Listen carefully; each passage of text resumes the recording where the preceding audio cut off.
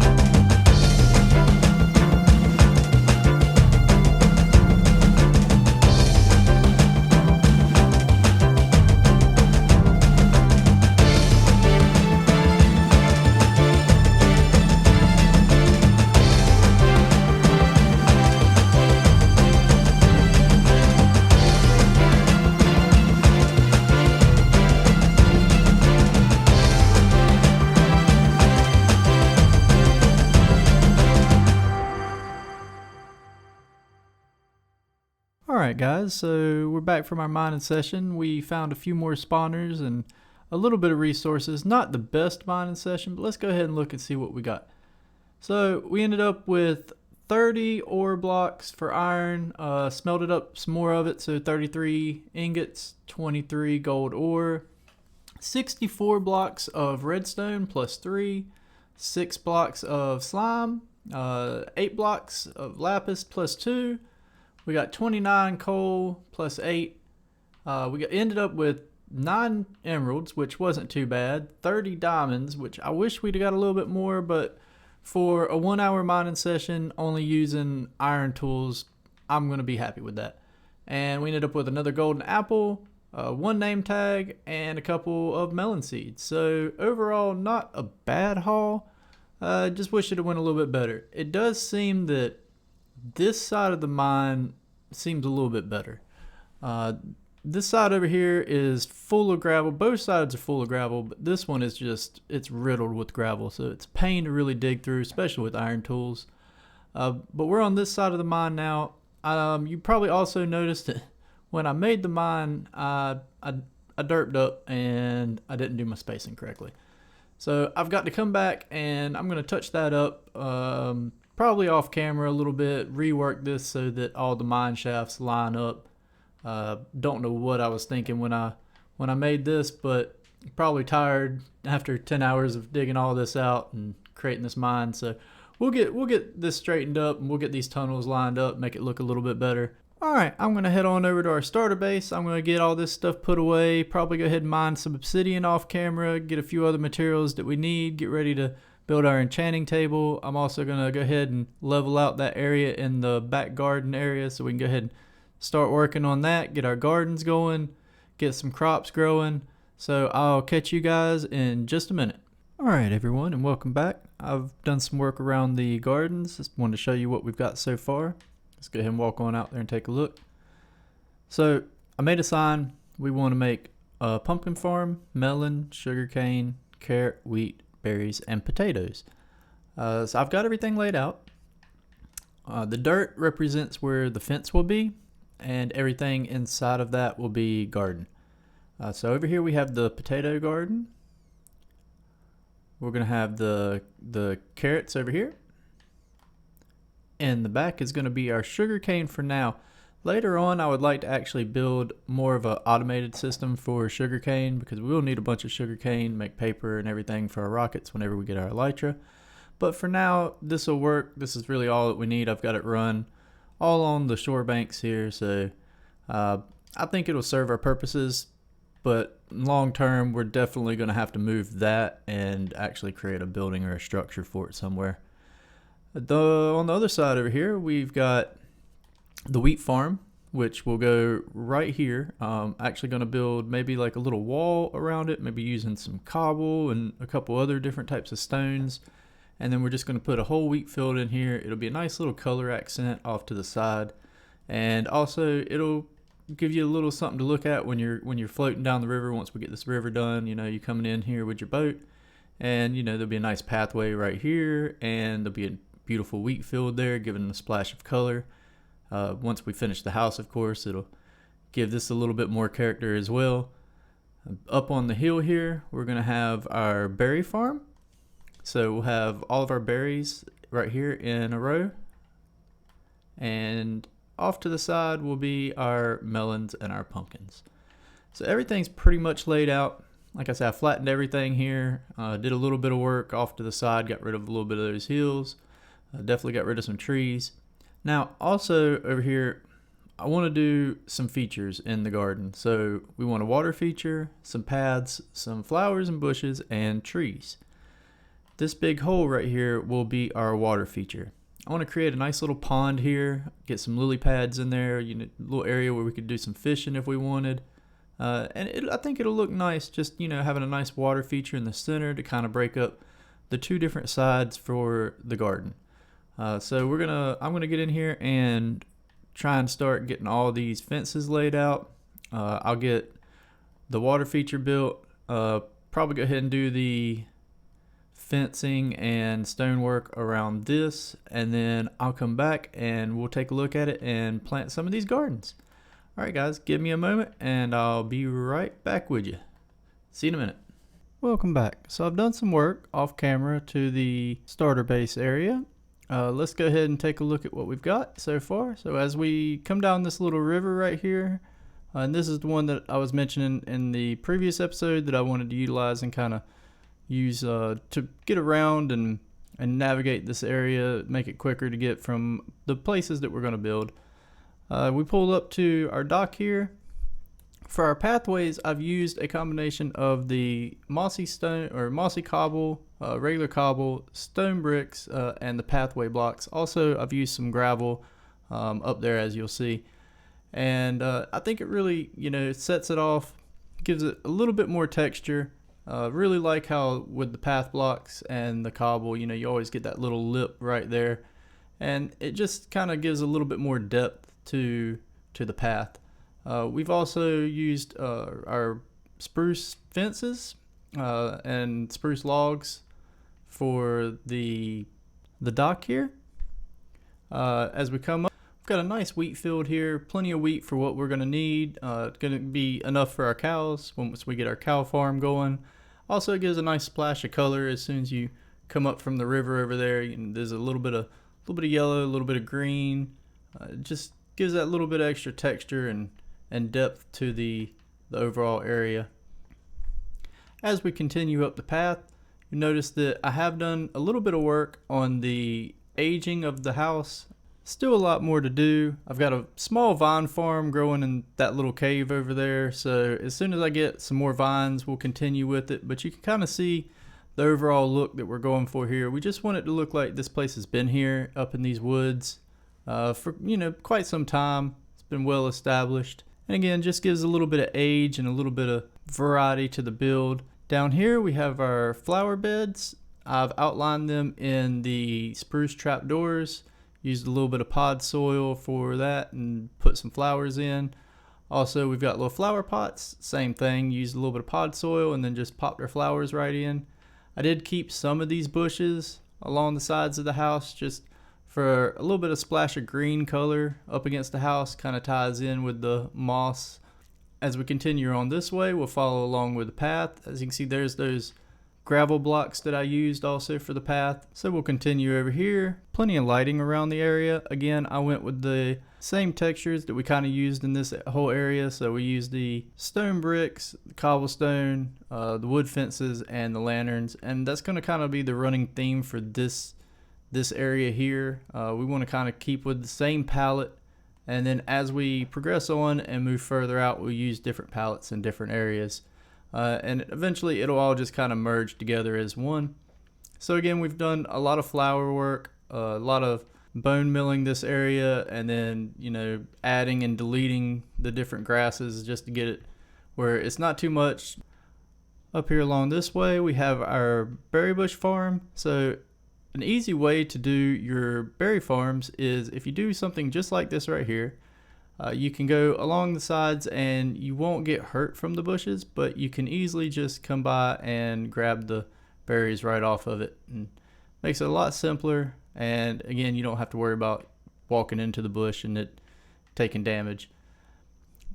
We'll continue alongside the pond here. I've added, again, these tall bushes here, or tall pieces of grass. I feel like these are more like a water-based plant, so we're kind of just going to add those around the water. I also did it down there by the docks. Over here we have our melon and pumpkin farm. Just simple little farm, nothing too big, just what we need to kind of get by and get our basic resources. Let's go ahead and take care of this guy before he causes a problem. Alright, we've got our water feature that we'd mentioned before over here. I built this kind of little mound and added a nice little waterfall coming out of it. Let's replant this flower that got blew up. There we go. And if we continue on the other side of the path, we'll cut through right here. We've got our other two gardens. We've got our carrot farm here, again using the lanterns to give a little bit of light and also a little bit of detail to the area. Again, over here we have our potato farm, and on the back side we have the sugarcane farm. Again, I kept the sugarcane farm real simple for now. We're going to do a much larger build with it later on, probably use a whole building and make a nice automated farm with that. Now let's go ahead and sleep real quick before we start getting attacked by phantoms.